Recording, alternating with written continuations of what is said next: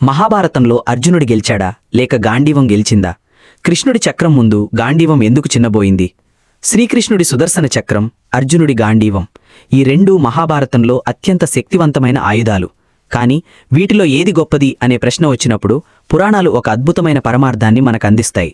సుదర్శన చక్రం వర్సెస్ గాంధీవం, ఏది అత్యంత శక్తివంతమైనది? మహాభారత యుద్ధంలో గాంధీవం శత్రువులను భయపెడితే సుదర్శన చక్రం కాలచక్రాన్ని శాసించింది. ఈ రెండింటి మధ్య ఉన్న తేడా మరియు గొప్పతనాన్ని కొన్ని అరుదైన విషయాల ద్వారా తెలుసుకుందాం. ఆయుధాల పుట్టుక రహస్యం. సుదర్శన చక్రం ఇది ఏ శిల్పి చెక్కినది కాదు. ఇది పరమశివుడి అంశతో, సూర్యుడి తేజస్సుతో తయారైన దైవిక ఆయుధం. దీనికి తిరుగులేదు. లక్ష్యాన్ని ఛేదించి తిరిగి యజమాని చేతికి చేరుతుంది. ఇది సంహార శక్తికి ప్రతీక. గాంధీవం దీనిని బ్రహ్మదేవుడు స్వయంగా సృష్టించాడు. ఇది 100,000 ధనస్సులతో సమానం. అగ్నిదేవుడు కాండవ వనదహన సమయంలో వరుణుడి ద్వారా అర్జునుడికి దీనిని ఇప్పించాడు. ఇది పోరాట పటిమకు ప్రతీక.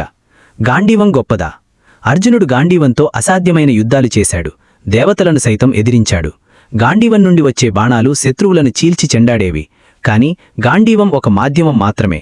అది అర్జునుడి చేతిలో ఉన్నంత కాలమే శక్తివంతం. అందుకే కృష్ణుడు నిక్షేపించిన తర్వాత అర్జునుడు అదే గాంధీవంతో సామాన్య దొంగలను కూడా అడ్డుకోలేకపోయాడు.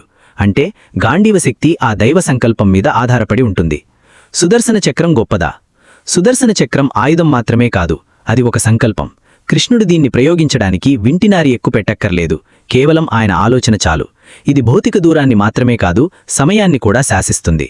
కురుక్షేత్రంలో జయద్రథుడి వధ సమయంలో సూర్యుణ్ణి కమ్మేసింది ఈ సుదర్శన చక్రమే. అంటే ప్రకృతిని సైతం మార్చగల శక్తి దీని సొంతం. అసలైన రహస్యం. ఆయుధం గొప్పదా, యజమాని గొప్పవాడా? ఒకానొక సందర్భంలో అర్జునుడికి తన గాంధీవం మీద గర్వం కలుగుతుంది. అప్పుడు కృష్ణుడు ఒక చిన్న లీల ద్వారా అర్జునుడికి జ్ఞానోదయం చేస్తాడు. ఆయుధం ఎంత గొప్పదైనా దాన్ని నడిపించే చైతన్యం ముఖ్యం. సుదర్శన చక్రం కృష్ణుడి ఆత్మశక్తి, గాంధీవం అర్జునుడి కర్మశక్తి. కర్మ ఎప్పుడూ ఆత్మకు లోబడి ఉండాలి. అందుకే గాంధీవం కంటే సుదర్శన చక్రమే గొప్పది. ఎందుకంటే సుదర్శన చక్రానికి ఓటమి లేదు, విరామం లేదు.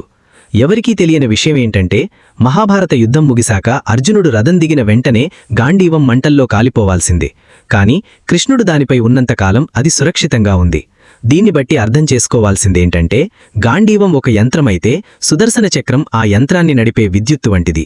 ఆయుధం అనేది నైపుణ్యానికి గుర్తు, కాని దైవబలమనేది విజయానికి మూలం అని ముగించండి. ఈ వీడియో నచ్చినట్లయితే లైక్ చేసి ఛానల్ని సబ్స్క్రైబ్ చేసుకోండి.